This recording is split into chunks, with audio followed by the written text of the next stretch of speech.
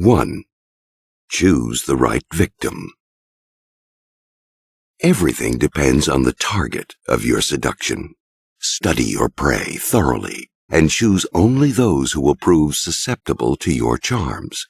The right victims are those for whom you can fill a void, who see in you something exotic. They're often isolated or at least somewhat unhappy, perhaps because of recent adverse circumstances, or can easily be made so, for the completely contented person is almost impossible to seduce.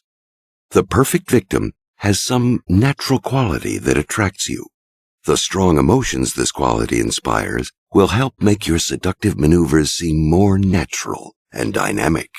The perfect victim allows for the perfect chase. Throughout life, we find ourselves having to persuade people to seduce them. Some will be relatively open to our influence, if only in subtle ways, while others seem impervious to our charms. Perhaps we find this a mystery beyond our control, but that is an ineffective way of dealing with life. Seducers, whether sexual or social, prefer to pick the odds.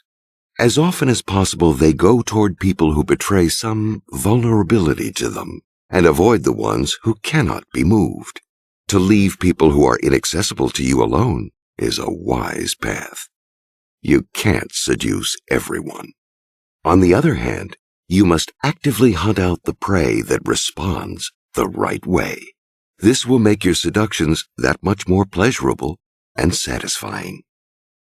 How do you recognize your victims? By the way they respond to you. You should not pay so much attention to their conscious responses.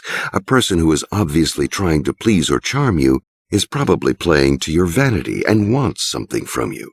Instead, pay greater attention to those responses outside conscious control.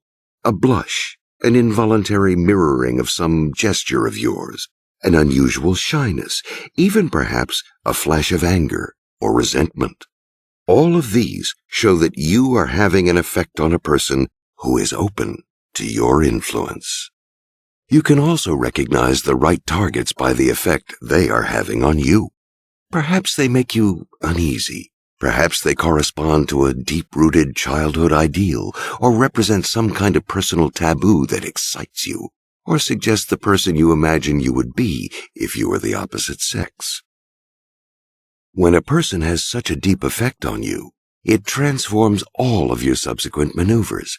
Your face and gestures become more animated.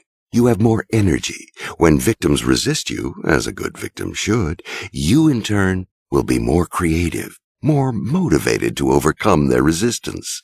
The seduction will move forward like a good play. Your strong desire will infect the target and give them the dangerous sensation that they have a power over you. Of course, you are the one ultimately in control, since you are making your victims emotional at the right moments, leading them back and forth. Good seducers choose targets that inspire them, but they know how and when to restrain themselves. Never rush into the waiting arms of the first person who seems to like you. That is not seduction, but insecurity. The need that draws you will make for a low-level attachment, and interest on both sides will sag. Look at the types you have not considered before. That is where you will find challenge and adventure. Experienced hunters do not choose their prey by how easily it is caught. They want the thrill of the chase, a life-and-death struggle. The fiercer, the better. Although the victim who is perfect for you depends on you, certain types lend themselves to a more satisfying seduction. Casanova liked young women who were unhappy or had suffered a recent misfortune. Such women appealed to his desire to play the savior, but it also responded to necessity. Happy people are much harder to seduce. Their contentment makes them inaccessible. It is always easier to fish in troubled waters. Also, an air of sadness is itself quite seductive. Genji, the hero of the Japanese novel The Tale of Genji, could not resist a woman with a melancholic air. In Kierkegaard's book, The Seducer's Diary, the narrator, Johannes, has one main requirement in his victim. She must have imagination. That is why he chooses a woman who lives in a fantasy world, a woman who will envelop his every gesture in poetry, imagining far more than is there. Just as it is hard to seduce a person who is happy, it is hard to seduce a person who has no imagination. For women, the manly man is often the perfect victim. Mark Antony was of this type. He loved pleasure, was quite emotional, and when it came to women, found it hard to think straight. He was easy for Cleopatra to manipulate. Once she gained a hold on his emotions, she kept him permanently on a string. A woman should never be put off by a man who seems overly aggressive. He is often the perfect victim.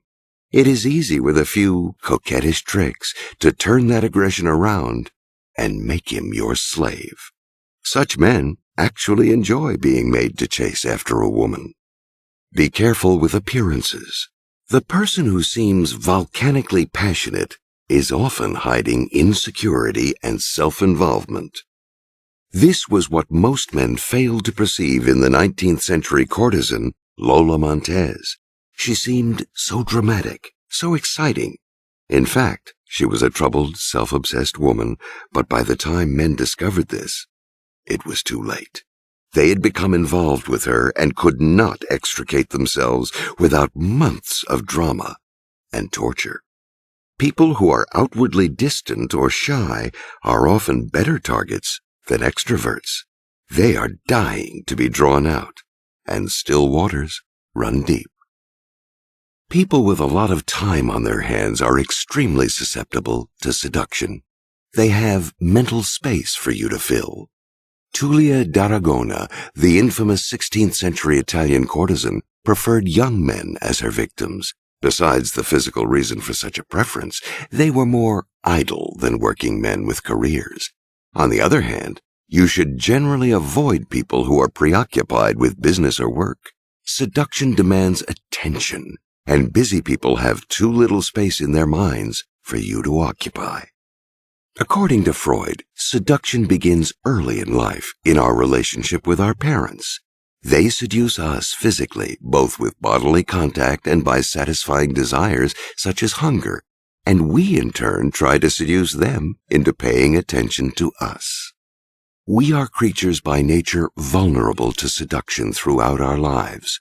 We all want to be seduced. We yearn to be drawn out of ourselves, out of our routines, and into the drama of Eros. And what draws us more than anything is the feeling that someone has something we don't, a quality we desire. Your perfect victims are often people who think you have something they don't, and who will be enchanted to have it provided for them. Such victims may have a temperament quite the opposite of yours, and this difference will create an exciting tension.